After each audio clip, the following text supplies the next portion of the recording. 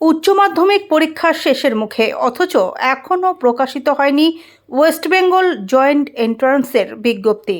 এই অভিযোগে সরব হল সংগঠন বাংলা পক্ষ।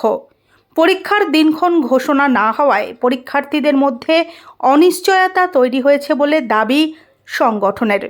এই পরিস্থিতির প্রতিবাদে এবং সমস্ত সরকারি ইঞ্জিনিয়ারিং কলেজে ভর্তির ক্ষেত্রে ডোমিসাইলে চালুর দাবিতে ডেপুটেশন জমা দিল বাংলা পক্ষ।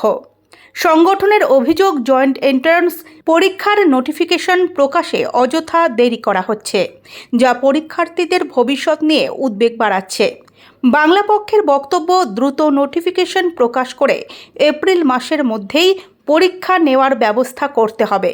একই সঙ্গে তাদের দ্বিতীয় দাবি, রাজ্যের সমস্ত সরকারি ইঞ্জিনিয়ারিং কলেজে ভর্তির ক্ষেত্রে ডোমিসাইলে সার্টিফিকেট বাধ্যতামূলক করতে হবে। সংগঠনের মতে এর ফলে বাংলার মেধাবী ছাত্রছাত্রীরা অগ্রাধিকার পাবে এবং তাদের উচ্চ শিক্ষার সুযোগ সুনিশ্চিত হবে।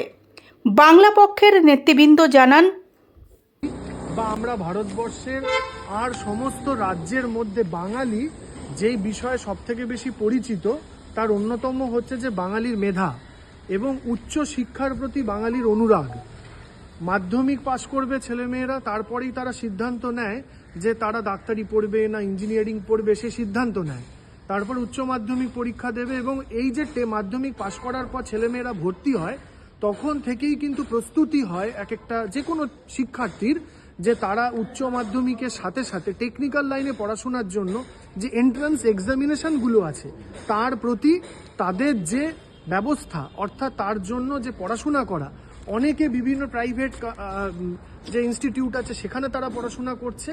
কি লক্ষ্যে? না উচ্চ মাধ্যমিক পাশ করার পর তারা এন্ট্রান্স এক্সামিনেশন দিয়ে তারা ইঞ্জিনিয়ারিং পড়বে, কেউ ডাক্তারি পড়বে।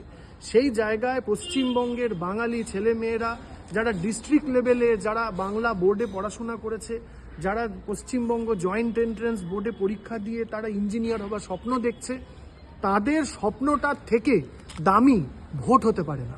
প্রত্যেকটা ছাত্রছাত্রীর ভবিষ্যতের থেকে দামি আমাদের এই যে এসআইআর পদ্ধতি চলছে এবং তাই নিয়ে এত আলোচনা, মিডিয়া, রাজনৈতিক দল, এই আলোচনাগুলো কখনো কোনো শিক্ষার্থীর ভবিষ্যতের থেকে দামি হতে পারে না। এত বড় একটা বিল্ডিং নিশ্চয়ই বানানো হয়েছে পশ্চিমবঙ্গের ছেলে মেয়েদের ভবিষ্যৎ যাতে সুনিশ্চিত হয় সেই ভাবনা চিন্তা রেখে। তাহলে এই জয়েন্ট এন্ট্রান্স এক্সামিনেশন যে বোর্ড, তার যে এত বড় বিল্ডিং, তার কার্যকারিতা যদি সময় মতো না হয়, বাংলা ছেলেমেয়েরা যদি সময় মতো তাদের ভবিষ্যৎকে নিশ্চিত করতে না পারে, তাহলে কি মূল্য আছে? এত রাজনীতি, এত ভোট, এত নির্বাচনের জন্য প্রস্তুতি, এত এসআইআর পরিকল্পনা, তার আদতে ভূমিকা কি দেশের ছাত্রছাত্রীদের যদি ভবিষ্যৎ সুরক্ষিত না হয়?